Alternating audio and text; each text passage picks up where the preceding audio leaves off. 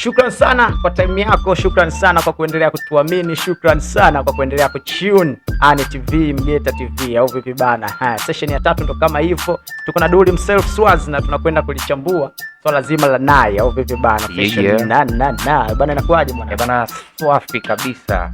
Lili Mutata. Pause inakuaje bana? Bana mimi nashukuru sana. Nishaje? Safi kabisa, nimefly kuwa kwenye Mega Stories siku ya leo. Bana safi sana. Hiyo imekaa oji kinoma bana. Okay. Swala la Nai liko tu hapo town au vipi bana? Ana trend sana kwamba amefungua duka, si ndio? Na nikaona sio kesi sio deni nikikutafuta mwanangu, kwa sababu unapita kule tuje tu Mega Story 2-3 kuhusiana na Nai. Bana watu wana pesa. Januari kama Disemba tu alianza Asma, na raundi hii hapa tuko na Nai kafungua duka lake kali kabisa la vipodozi, lakini licha ilikuwa ni jana sio?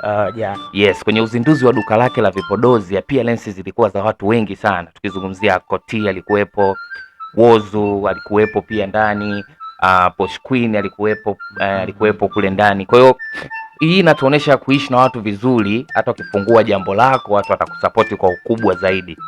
Bana tunaona pia katika event yake, si ndio? Naam. Ameweza kujizawadia gari aina ya Harrier au yes. So ile gari bwana amejizawadia. Hiyo inatufundisha nini kidogo kwenye utamaduni wetu wa kibongo?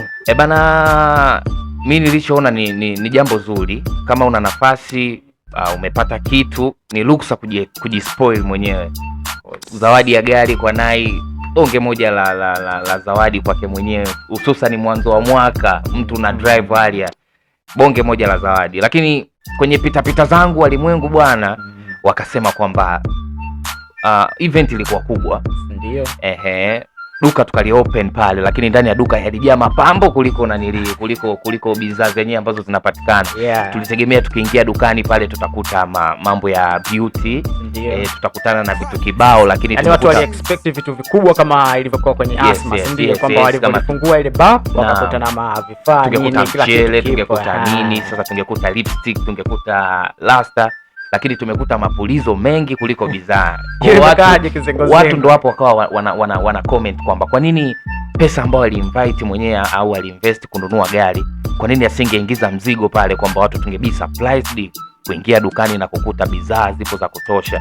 Japokuwa sio mbaya kujizawadia gari, tunanielewa, lakini pia kwenye mambo mengi unajua kama wale pia lazima udrive, kwa sababu pia unajua tena ukishakuwa na jina kutembea kidogo hivi na kuafezea sawa. Lakini sasa tunajiuliza, tuloenda kwenye shughuli tumeenda kufungua frame ama tumeenda kufungua bidhaa?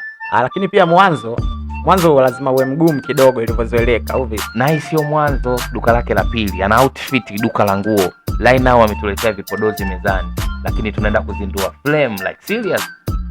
Umeona naye alivyotukosea hapo. So nilikuwa unaona kwamba zile pesa za kujizawadia Harrier angezimeki zeni atutengeneze ile duka likubwa kinoma. Duka ni kali kusema na ukweli, na nampongeza kusema na ukweli, lakini tulitegemea tungekuta bidhaa tayari. Yani tunapo open siku ya kwanza tuna pop champagne, lakini tunakuta bidhaa tayari ndani. Sasa walimwengu tunasubiria kwa hamu uzinduzi, lakini mwisho wa siku frame decoration ndo jingi kuliko bidhaa zenyewe. Kwa ndo jambo ambalo limewashtua sana walimwengu. Hata ukipita kwenye comments za page ya Nai, wengi wamedoubt, wamesema kwamba unajua pesa ambazo Nai ka invest kwenye decoration, pesa ambazo Nai ka invest kuita media kwa ajili ya uzinduzi mkubwa, angepiga hatua kwenye kuleta brand, bidhaa na vitu kama hizo, mwisho wa siku mambo yangekaa fresh. Unajua saizi yuko na time pia, yani ako na time ya kurudisha pesa ambazo kwa ajili ya decoration tu. Kwa bidhaa ofisi inaanza, ana uhitaji wa kurudisha pesa ambazo amefanya decoration.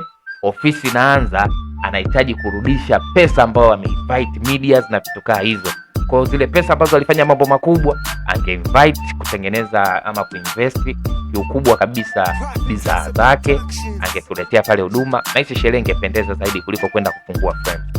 So bana, hilo tunalichukua tunaishi nalo kwenye Mega Story bana, kwa kutokana na maelezo ya Dully himself Swazi au vipi bana, tunajifunza kwamba inabidi tuwekeze kwenye vitu vya muhimu zaidi au vipi?